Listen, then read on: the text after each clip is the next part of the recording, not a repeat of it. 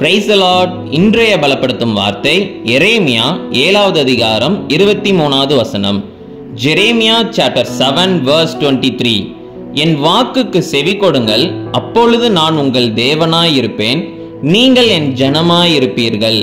Listen to my voice and I will be your God and you shall be my people. ஹல்லேலூயா. இன்றைக்கு நம்ம எல்லாருமே கிறிஸ்தவர்கள் என்று நம்ம சொல்லுறோம். ஆனா ஏசப்பாவுடைய வார்த்தைக்கு நம்ம செவி கொடுக்கிறோமா அப்படின்னு சொல்லி யோசிச்சு பார்த்தோம்னா நிறைய சமயம் நம்ம அப்படி இருக்கிறது கிடையாது.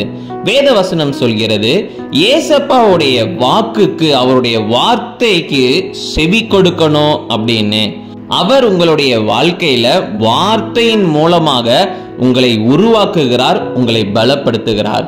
இன்றைக்கு வேத வசனம் சொல்கிறது, ஏசப்பாவுடைய வார்த்தைக்கு செவி கொடுக்கணும், அவருடைய வாக்குக்கு செவி கொடுக்கணும்.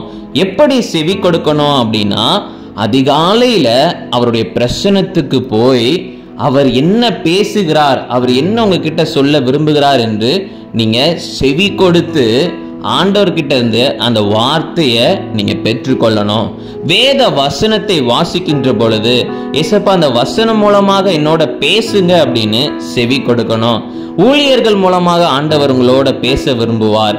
அப்போ ஊழியர்கள் மூலமாக, ஆண்டவரே நீங்க என்னோட பேசுங்க, ஆண்டவரே மெசேஜ் மூலமா என்னோட பேசுங்க அப்படின்னு சொல்லி நீங்க தாகத்தோட செவி கொடுத்து நீங்க கேட்டீங்க அப்படின்னா நிச்சயம் ஏசப்பா உங்களோட பேசுவார். அப்பொழுது அவர் உங்களுடைய தேவனாய் இருப்பார், நீங்க அவருடைய பிள்ளைகளாக ஜனமாக இருப்பீர்கள் என்று வேத வசனம் சொல்கிறது. அப்போ இந்த நாள்ல இருந்து ஏசப்பாவுடைய வார்த்தைக்கு செவி கொடுங்க, ஏசப்பா சொல்கிறபடி கீழ்ப்படிந்து செய்யுங்க. நிச்சயம் உங்களுடைய வாழ்க்கையில ஆசீர்வதிக்கப்படுவீங்க, நீங்க அவருடைய பிள்ளைகளாக இருப்பீங்க.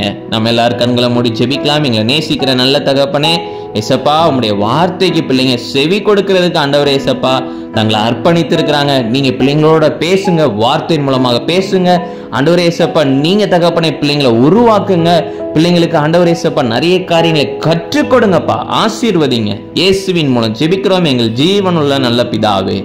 ஆமேன், ஆமேன், ஆமேன். ஏசப்பா நம்மளுடைய தகப்பன், நம்மளுடைய தேவன். நீங்க எல்லாருமே அவருடைய பிள்ளைங்க. ஏசப்பாவுடைய வார்த்தைக்கு செவி கொடுத்து கீழ்ப்படிந்து வாழுங்க. உங்க வாழ்க்கை நிச்சயமாக ஆசீர்வாதமாக இருக்கும். God bless you. Have a blessed day.